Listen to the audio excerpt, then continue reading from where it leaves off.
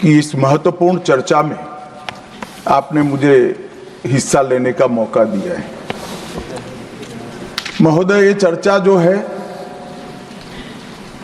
ये चर्चा एक और तो हमारे संविधान के कारण हमारा देश इतना कितना आगे बढ़ा इसका जनता को एहसास कराएगी। दूसरी ओर हमारे संविधान की मूल भावनाओं के कारण ही 75 साल में लोकतंत्र के मूल पाताल तक गहरे गए हैं, इसका भी एहसास होता है। और तीसरी ओर ये भी मालूम पड़ता है, जब संविधान की भावनाओं को दरकिनार कर कोई अपने लिए संविधान को तोड़ मरोड़ कर आगे चलने का प्रयास करता है तो किस प्रकार के अकस्मात और किस प्रकार की दुर्घटनाएं होती हैं। इस सभी दृष्टि से देखें तो संविधान की दोनों सदन में जो चर्चा हुई है वो चर्चा एक प्रकार से हमारे किशोरों के लिए, हमारी युवा पीढ़ी के लिए आने वाले दिनों में ये दोनों महान सदन में बैठकर देश का भविष्य का निर्णय करने वालों के लिए बहुत शिक्षणात्मक रहेगी, ऐसा मेरा मानना है। और देश की जनता के लिए भी क्षीण करने में बहुत मदद करेगी कि किस पार्टी ने आज जो 75 साल की मीमांसा होगी इसमें स्पष्ट हो जाएगा किस पार्टी ने जब जब जनता ने शासन अपने वो पार्टी के हाथ में दिया संविधान का सम्मान किया है या नहीं किया है। मान्यवर, बहुत लंबी आजादी की लड़ाई के बाद हम आजाद हुए। जब हम आजाद हुए तब दुनिया भर के कई राजनीतिक पंडितों ने कई आगाहियां की थी कि ये देश बिखर जाएगा, शायद बन ही नहीं पाएगा।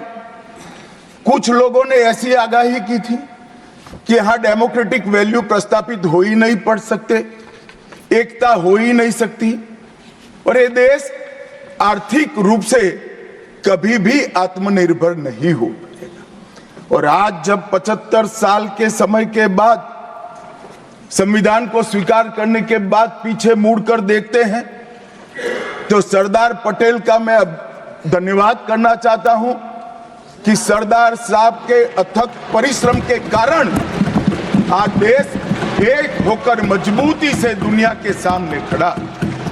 मान्यवर, जो कहते थे लोकतंत्र इस देश में सफल नहीं होगा, मैं वो सभी लोगों को इस सदन के माध्यम से कहना चाहता हूं कि 75 साल हो गए, हमारे साथ भी पास पड़ोस में दुनिया भर में कई लोग आजाद हुए, नई शुरुआत की, वहां कई बार अकस्मात हुए, लोकतंत्र सफल नहीं हुआ।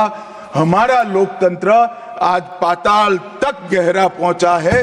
अनेक परिवर्तन रक्त की एक बूंद बहाए बगैर हमने करे हैं और विचारधाराओं के आधार पर भी परिवर्तन करे हैं।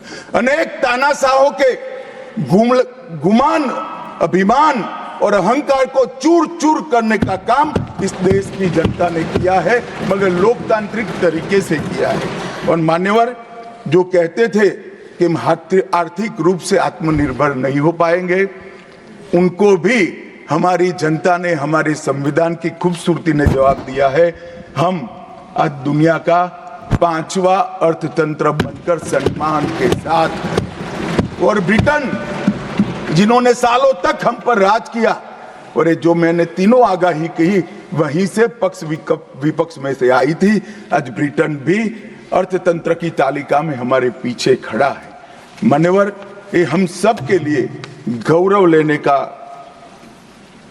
पल है, हम सब के लिए बोध लेने का भी पल है और हम सब के लिए संकल्प लेने का भी पल है।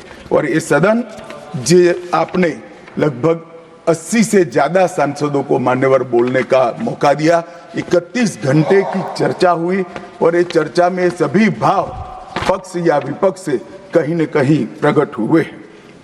मान्यवर, आज मैं जब यहाँ आया हूं तब ये बात कहना चाहता हूं कि आज हम जिस मुकाम पर खड़े हैं उस मुकाम पर महर्षि अरविंद और स्वामी विवेकानंद की वो भविष्यवाणी सच होती दिखाई पड़ती है कि भारत माता अपने दैदीप्यमान ओजस्वी स्वरूप से जब खड़ी होगी तब दुनिया की आंखें चकाचौंध हो जाएगी और पूरी दुनिया वो रोशनी से भारत की ओर देखेगा। वो दिन सच होगा, इसके नजदीक काफी मजल हमने काट ली है। मान्यवर, हमारा संविधान सभा की रचना और संविधान की रचना की प्रक्रिया, ये तीनों एक प्रकार से समग्र विश्व के सभी संविधानों में अनूठे हैं, अलग प्रकार के रहे हैं। हमारे यहाँ दुनिया का सबसे ज्यादा विस्तृत लिखित संविधान चर्चा के सभी हमारे पारंपरिक लक्षणों को पार करते हुए हमने किया। इस संविधान सभा में 299 सदस्य रहे, 22 धर्म जाति समुदाय के सदस्य रहे, हर प्रिंसली स्टेट का प्रतिनिधित्व रहा, हर राज्य का प्रतिनिधित्व रहा। एक प्रकार से समावेशी प्रतिनिधित्व के साथ भारत का भविष्य तय करना, मतलब संविधान को रचने की हमारी प्रक्रिया आगे बढ़ी। 2 वर्ष 11 माह और 18 दिन तक अहर्निश चर्चा चलती रही, विस्तृत चर्चा चलती रही।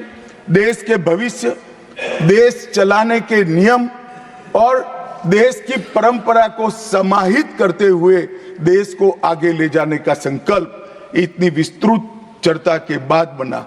13 समितियों में कार्य विभाजन किया गया, 7 सदस्यीय ड्राफ्टिंग समिति बनी और जनता के अभिप्राय के लिए भी शायद ही दुनिया का कोई ऐसा संविधान होगा जिसका ड्राफ्ट पूरी जनता को कमेंट्स के लिए दिया गया और कमेंट्स पर भी बहुत डिटेल चर्चा कर उचित बदलाव भी किए गए। इतनी लोकतांत्रिक परंपरा से और प्रक्रिया से बना हुआ हमारा संविधान 295 अनुच्छेद, 22 भाग और 12 अनुसूचियों में बटा है। और ये सभी संविधान के अनुच्छेद, भाग और अनुसूचियां हैं, वो विश्व में कोई भी संविधान से ज्यादा उदात्त और उत्तुंग मानव मूल्यों का सृजन करने वाले रहे हैं मान्यवर। इसलिए हम सबको इस पर गर्व है और हम सब ये संविधान को हमेशा मस्तक झुकाकर प्रणाम करते हैं।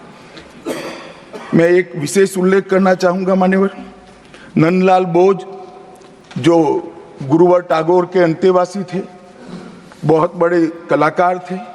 इन्होंने 4 वर्ष का समय लेकर संविधान को सजाने का काम किया और उन्होंने जो संविधान लिखा गया था इसके अनुरूप घटनाओं को संविधान के अंदर उकेरने का भी काम किया।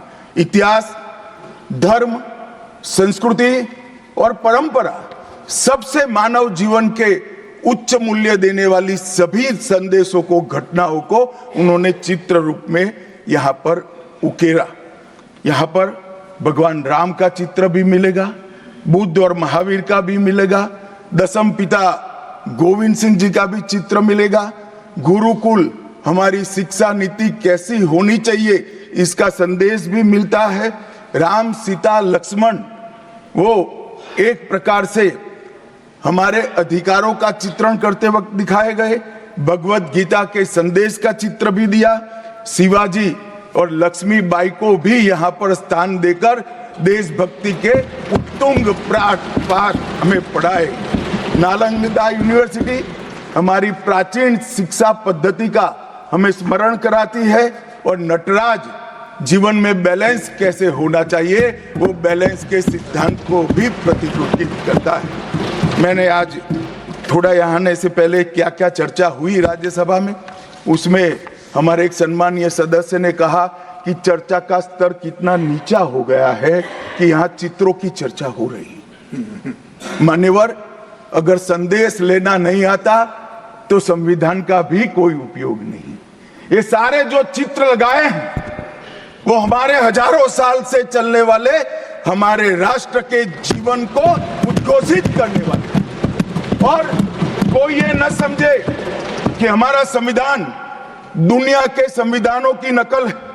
हाँ, हमने हर संविधान का अभ्यास जरूर किया है, क्योंकि हमारे यहाँ तो ऋग्वेद में कहा गया हर कोने से हमें अच्छाई प्राप्त हो, शुभ विचार प्राप्त हो और शुभ विचार को स्वीकारने के लिए मेरा मन खुला हो।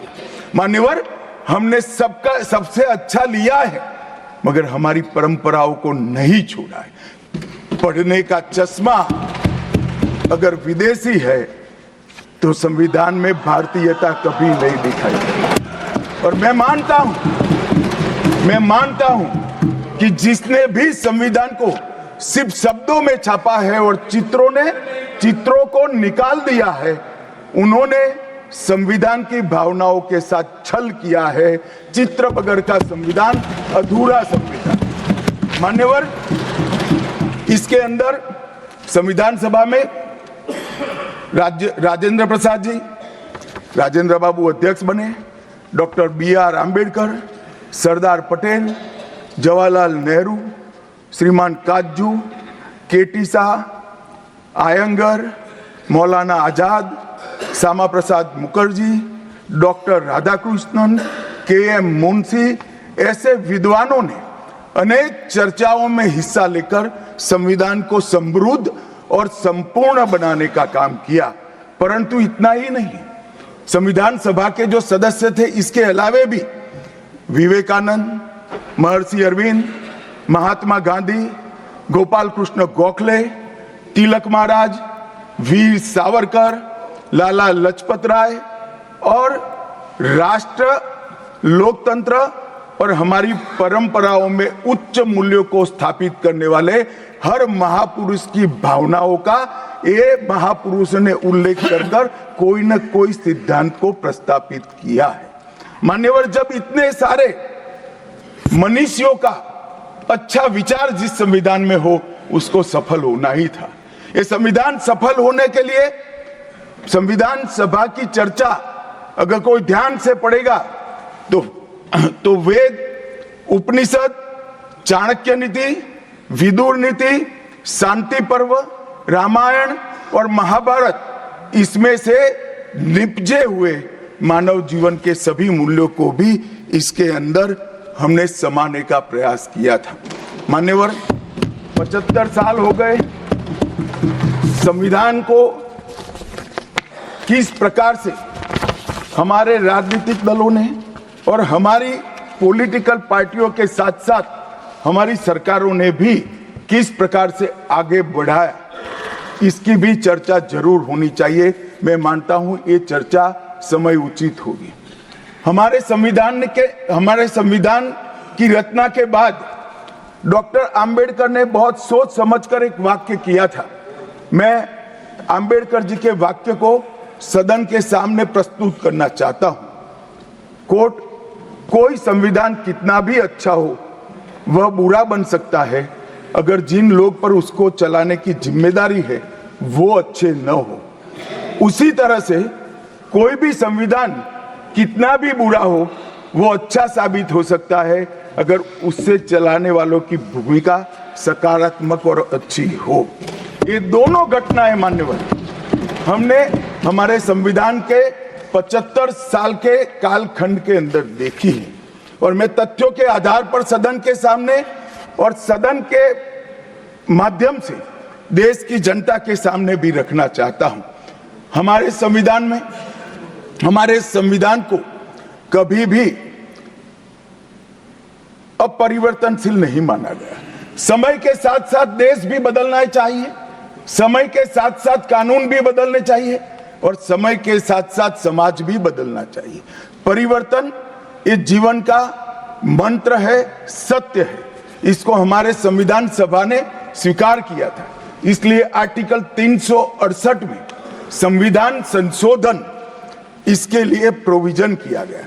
अभी कुछ राजनेता आए हैं, 54 साल की आयु में अपने आप को युवा कहते हैं और घूमते रहते हैं, संविधान बदल देंगे, संविधान बदल देंगे, संविधान बदल देंगे।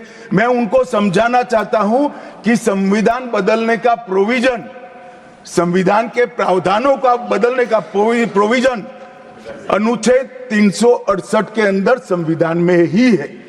और मैं आज फिर से एक बार कहना चाहता हूं, थोड़ा ज्ञानवर्धन भी हो जाए किसी का।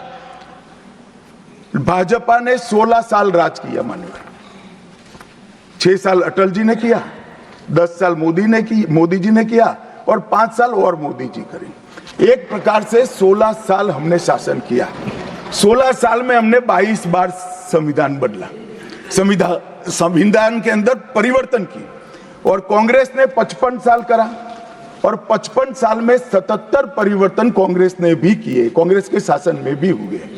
अब भारतीय जनता पार्टी और कांग्रेस दोनों ने परिवर्तन किए। ये परिवर्तन का टेस्ट कैसा था, किस प्रकार से किए गए? संवैधानिक प्रक्रिया से भी परिवर्तन होते हैं और संविधान को तोड़ मरोड़ कर फॉर्मेलिटी कर भी परिवर्तन कर सकते हैं। परिवर्तन करने का उद्देश्य क्या था, क्या हासिल करना था? क्या हमारे लोकतंत्र को मजबूत करने के लिए परिवर्तन किए गए? क्या हमारे जिनको अधिकार नहीं है ऐसे लोगों को समकक्ष अधिकार लेने के लिए परिवर्तन किए गए, या अपनी राज्य सत्ता को टिकाने के लिए परिवर्तन? इस पर से ही पार्टी का कैरेक्टर, पार्टी के चलने की पद्धति और पार्टी का संविधान में विश्वास, ये सबको मालूम पड़ता है। मैं ज्यादा संविधान के संशोधन में नहीं जाऊंगा मान्यवर। दोनों प्रमुख दलों के 4 संविधान संशोधन को मैं लेना चाहूंगा। पहला संशोधन हुआ 18 जून 1951 में। संविधान सभा ने ही ये संशोधन करना पड़ा, क्योंकि संविधान बनाने के बाद, संविधान स्वीकारने के बाद आम चुनाव में जाने तक का भी धैर्य कांग्रेस पार्टी में नहीं था। अभी लोकसभा नहीं बनी थी, अभी राज्यसभा नहीं बनी थी और संशोधन लेकर आए। अब उसका उद्देश्य क्या था? 19A जोड़ा गया। 19A जोड़ा गया, वो किस लिए जोड़ा गया? अभिव्यक्ति की आजादी पर स्वतंत्रता को, अभिव्यक्ति की आजादी, अभिव्यक्ति की स्वतंत्रता को कर्टेल करने के लिए पहला सुधार आया। और किसने किया मान्यवर? उस वक्त प्रधानमंत्री कौन था? श्रीमान जवाहरलाल नेहरू उस वक्त प्रधान।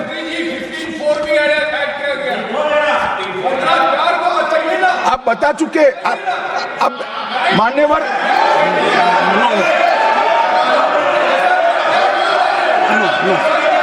No, sit down. Jairam ji, he not yielding.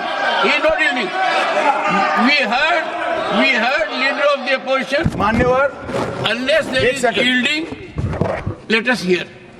मान्यवर, मेरा लंबा अनुभव है। आजकल करते हुए मुझे 30 साल हो गए विधानसभा और लोकसभा राज्यसभा में बैठे हुए। संसद में भाषण करने का मेरा अनुभव है मान्यवर। वो विरोध तभी कर सकते हैं जब मेरी बात सच न हो। अगर मेरी बात सच नहीं हो तो बताए वो संविधान संशोधन नंबर 1, अब सुनिए, संविधान संशोधन नंबर 1 वो अभिव्यक्ति की आजादी को कर्टेल करने के लिए ही लाया गया था और जवाहरलाल नेहरू के लिए लाया गया। मान्यवर, 24वां संविधान संशोधन, 24वां संविधान संशोधन जवाहरलाल नेहरू जी की सुपुत्री इंदिरा जी उस वक्त प्रधानमंत्री थी। पार्टी तो वही सत्ता में थी, कांग्रेस पार्टी। 5 नवंबर 1971 को संविधान में संशोधन किया गया, 24वां संशोधन। और संविधान संशोधन के माध्यम से संसद को मौलिक अधिकार, नागरिकों के मौलिक अधिकार कम करने का अधिकार दे दिया। तो एक प्रधानमंत्री कांग्रेस पार्टी के